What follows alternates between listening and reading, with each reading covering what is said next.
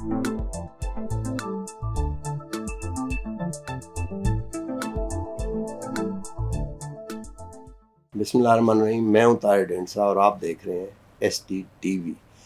बिजली का बिल जो है वो इस वक्त अगर कहा जाए कि वो प्योर सियासी मसला बनना शुरू हो गया या उसकी सियासी कॉनोटेशन आती है, बिल्कुल गलत नहीं होगा। इसके ऊपर कुछ पार्टीज़ ने और फ्रिंज ग्रुप्स ने सियासत शुरू कर दी है और ऐसा लगता है कि शायद ये कैंपेन का हिस्सा भी होगा। इस बिल में कुछ तो फ्यूल प्राइस है, क्योंकि महंगा आप लेंगे, थर्मल महंगा प्रोड्यूस होगा तो वो पास ऑन करनी पड़ेगी, वरना वो सर्कुलर डेट बनता जाएगा। कुछ इसमें अनजस्ट डिस्ट्रीब्यूशन भी है कि आप लोग चोरी और कर रहे हैं, फ्री और ले रहे हैं, और जो थोड़ा सा ख़रीद रहा है पूरे पैसों पे उसी के ऊपर ज़्यादा डालते जाएं। और कुछ इसके अंदर वो चोरी भी है जो कहा जाता है कि किकबैक्स की वजह से गलत मुआहदे किए गए प्लांट्स के साथ कि आप आएँ और लगाएं बस, ताकि जो भी आप कीमत है वो इनिशियल मुआहदे जिन पे एक दफ़ा नेगोशिएशंस भी पहले होने लगी और वो इम्प्लीमेंट नहीं हो सकी। अब तो वो वज़ीर हैं साहब जिन्होंने वो कमेटी को हेड किया था। तो हर तरह का फैक्टर इसके अंदर अब वो शामिल है। अब कोशिश IMF की ये है, गुड और बैड, कि फौरी तौर पे वो सारा मसला जो 90 से शुरू हुआ था हबको और IPP से, और इस वक्त पाइल अप हो के यहाँ तक पहुँचा है 2.5-3 ट्रिलियन एक सर्कुलर डेट का, और फिर अगर इसे present day real time accounting में करें तो इतना ही और बनता है। तो उसको एकदम सॉल्व करें और आगे इकॉनमी में इस चीज़ की सिक्कत नहीं है। आगे इसका अब क्या हल हो सकता है जिसमें गवर्नमेंट को भी कुछ मिले, ये सिस्टम चलता भी रहे और रिकवरी इसका मसला ना बन जाए, इस पे हम आज बात करेंगे। हमारे साथ मौजूद हैं डॉक्टर आबिद क़य्यूम सुलहरी। थोड़ा सा बताएं इस पे कि इस वक्त बेसलाइन क्या है, ये मल्टीपल ऑर्गन फेलियर है या कोई और मसला है, क्या है इसका, ताकि हल क्या हो सकता है, फिर आगे बात करते हैं। ज़ाहिर इश्यूज़ को तो आपने जो है डिस्क्राइब कर दिया, और केयर टेकर का आई मस्ट कमेंट कि उन्होंने बड़ा वाइस डिसीजन लिया कि IMF के साथ डिस्कशन और कंसल्टेशन के बगैर किसी किस्म की कोई रिलीफ जो है वो अनाउंस नहीं किया जाएगा। और मैं समझता हूँ कि इस वक्त IMF अम्ब्रेला जो है वो ना सिर्फ पाकिस्तान के डॉलर के इनफ्लो के लिए बहुत ज़रूरी है, बल्कि इस वक्त पाकिस्तान से डॉलर के आउटफ्लो को रोकने के लिए भी ज़रूरी है, बहुत ज़रूरी है। और ये सारे जो है ये इंटरलिंक्ड मसाइल हैं। यानी अगर आप देखें पिछले 16 दिनों में पिछले 13 दिनों में जो रुपए की कदर है वो 16 रुपये गिर चुकी है। तो आज जब हम ये बात कर रहे हैं तो इंटरबैंक पे 303 रुपये का डॉलर है। ओपन मार्केट जो है वो इस वक्त 322-23 की है। हवाला जो है वो 330 को क्रॉस कर गया है।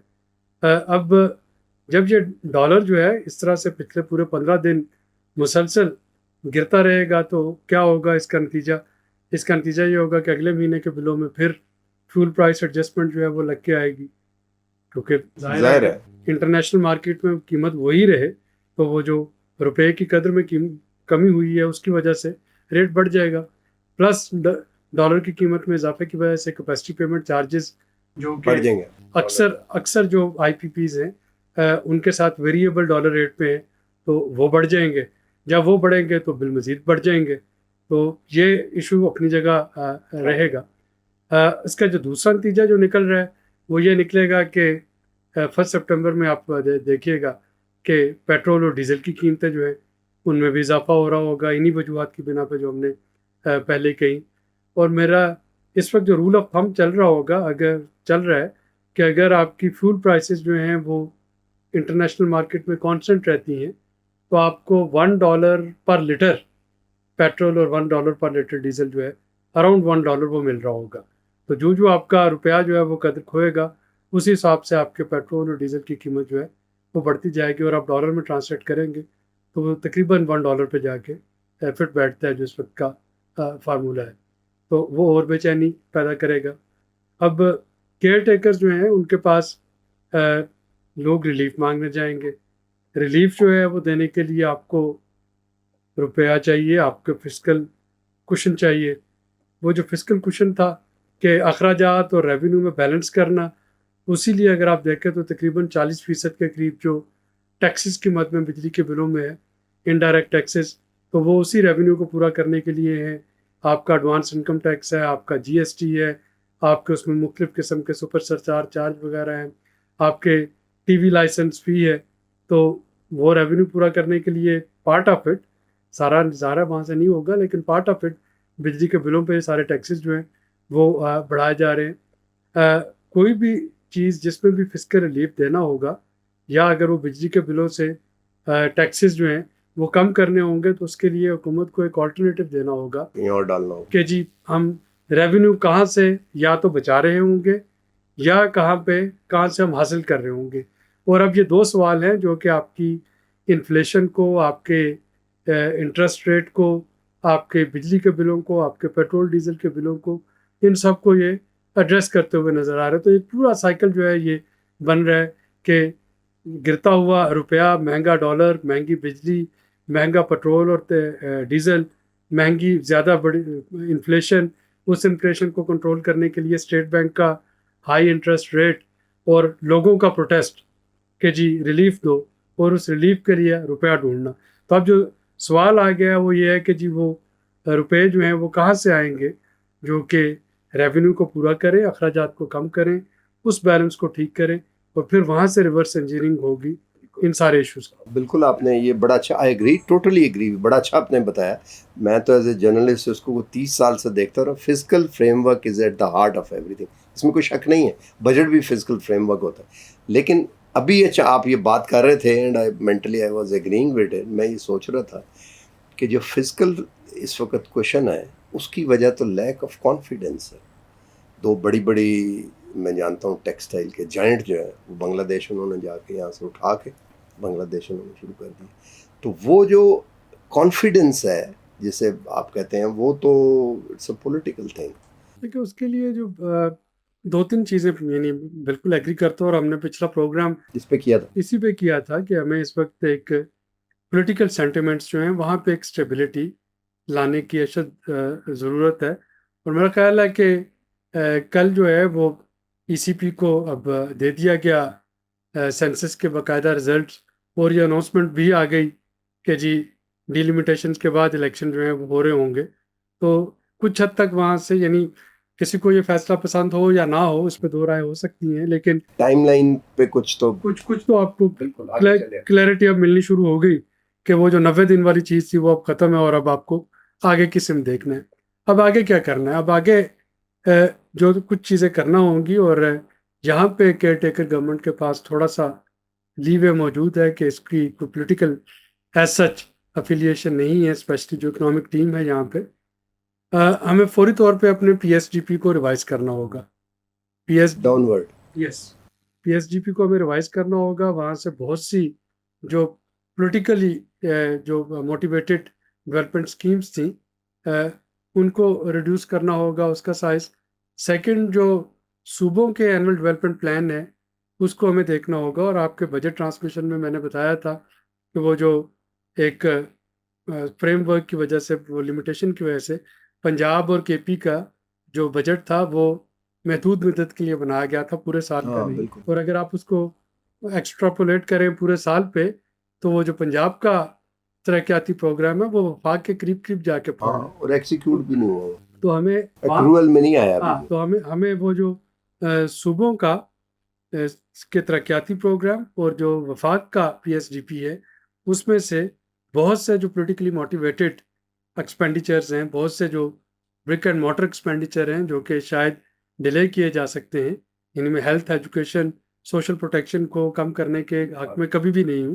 ह्यूमन डेवलपमेंट के लिए आपको ये बेसिक चीज़ें ज़रूर करना होंगी, लेकिन बहुत सी और चीज़ें हैं जिनको कि आप थोड़ा सा रिड्यूस कर सकते हैं, वहाँ से कुछ कुशन जो है वो आप निकाल सकते हैं। दूसरा जो इम्पोर्टेंट काम करना होगा केयर टेकर सेटअप को, कि वो जो टैक्सेबल नॉन टचेबल्स हैं, जिनको कोई भी हुकूमत जो कि जिनको टैक्स में आना चाहिए नहीं ला पा रही है, उनकी तरफ थोड़ी थोड़ी पेशरफ्त तो करनी चाहिए। हो सकता है कि वर्टिकल पे। हाँ, हो सकता है कि वहाँ पे भी पुश बैक आए, लेकिन थोड़ा थोड़ा उनकी तरफ जाने की कोशिश जो है वो तो करनी चाहिए, ताकि आपके पास एक फिस्कल कुशन जो है वो तो आए।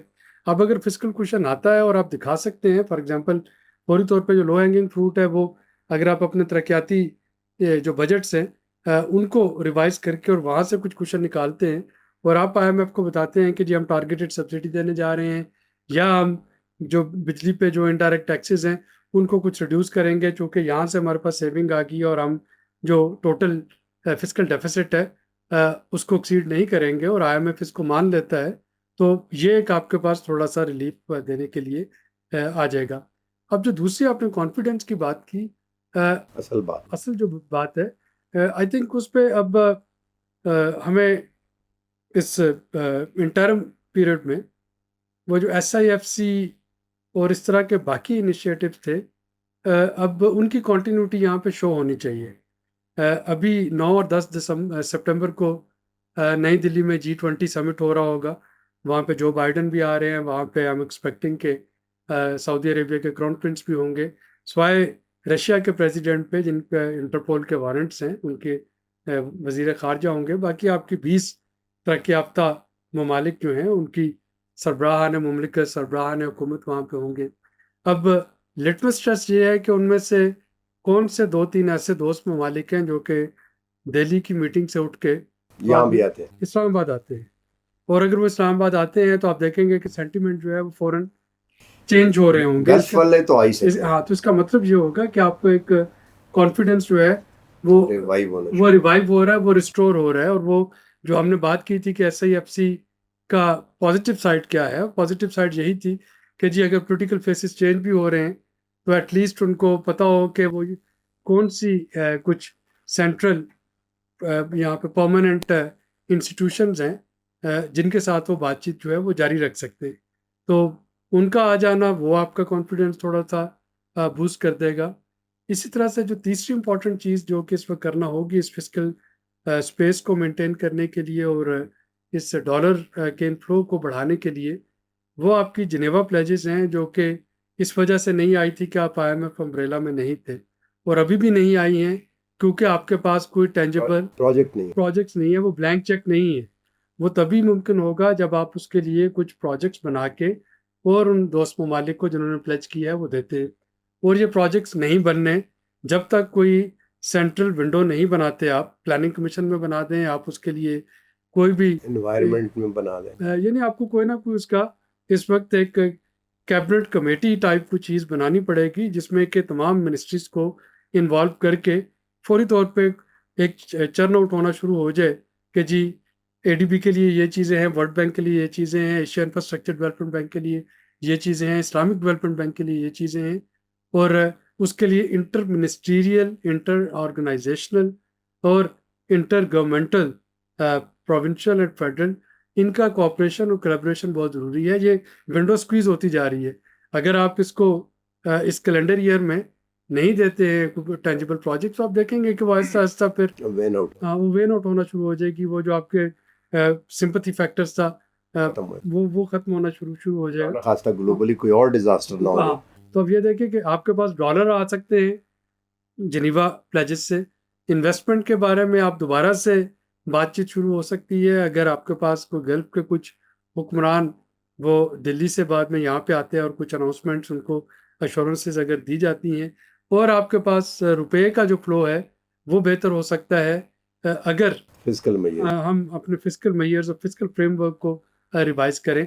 अगर ये शॉर्ट टू मीडियम टर्म, यानी इसका ये मतलब नहीं कि हमें जो हमारी लॉन्ग आउटस्टैंडिंग रिफॉर्म्स हैं, पॉलिसी रिफॉर्म्स, स्ट्रक्चर रिफॉर्म्स और ये लॉस मेकिंग एंटरप्राइजेस, इनको हम इग्नोर कर दें। ये अपनी जगह चलते रहेंगे, और ये चूँकि कछुए की चाल चल रहे हैं, ये शायद अभी मज़ीद कछुए की चाल चले, लेकिन जो फौरी तौर पे एक एग्जिस्टेंशियल, और मैं लफ्ज़ एग्जिस्टेंशियल जो थ्रेट इस वक्त, इकनॉमिक एग्जिस्टेंशियल थ्रेट जो पाकिस्तान खुदा न खास्ता फेस कर रहा है, उससे थोड़ा सा बेहतर हो सकता है। और जो ही ये होगा आप देखेंगे कि कॉन्फिडेंस लेवल बेहतर होना शुरू हो जाएगा।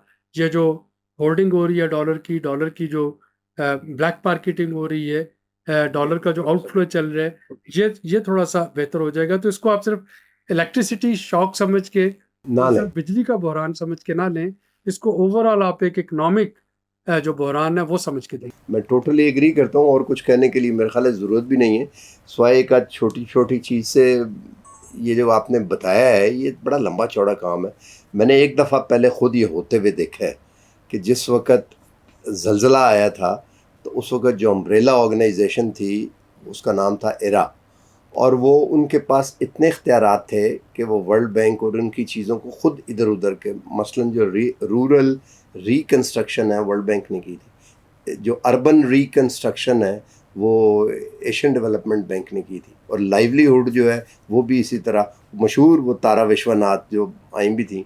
तो लेकिन उसमें और इसमें ये फ़र्क है कि उसके ऊपर एक 3 स्टार सर्विंग जनरल बैठा हुआ था जो खुद हेलीकॉप्टर उड़ाता था। वो भी इसको जेनेवा प्लेजेस को SIFC में दे दें इस क्या? तरह का कुछ करना चाहिए, अदरवाइज अगर आप ये समझें कि वॉलंटियर बेसिस पे, तो मुझे और बाकी फिजिकल फ्रेमवर्क पे भी तो वो तो खैर आपको पता ही है शायद हसन की रिपोर्ट से। एक छोटी सी रिक्वेस्ट थी कि अगर आपने कहीं करना हो, अब ये जो आपने डेवलपमेंट का काम है वो बड़ी मुद्दत के बाद वो हमारे घर के सामने भी सड़क वो बन लेने दें ये ना हो कि वो भी आप रुकवा दें। लेकिन बहरहाल चलें, तो बहरहाल गंभीर मामला है, ये बात समझने की ज़रूरत है कि विंडो क्लोज़ हो जाती है जब रन शुरू हो जाए, बैंक के ऊपर रन शुरू हो जाए। अभी हमने देखा अमेरिका में इतना बड़ा बैंक, रन उसके ऊपर होना शुरू हो, बंद हो गया वो। और इसी तरह जब धमाके किए थे तो ख़तरा ये था कि there would be run on the जो डिपॉजिटर्स हैं, तो इन्होंने $10 बिलियन सीज, वो अभी तक चल रहा है उसका मामला कि 46 रुपये था और 48 दिए और ये। तो ये रन बिजली के मामले में लगता ही है कि देयर इज़ अ रन, और अगर बाकी चीज़ों में हो गया तो फिर जो मर्ज़ी आप करते हैं विंडो क्लोज़ हो जाती है। तो इसलिए जल्दी करने वाला काम है, इसको बैठ के इसके ऊपर कोई हाइबरनेट करने वाला नहीं, फौरी हफ्तों में, 1 आध 2 हफ्ते में, बल्कि सितंबर के मिड तक कुछ ना कुछ इस पर करना चाहिए। आज तक के लिए इतना ही, मिलते हैं अगले प्रोग्राम में। अल्लाह हाफ़िज़।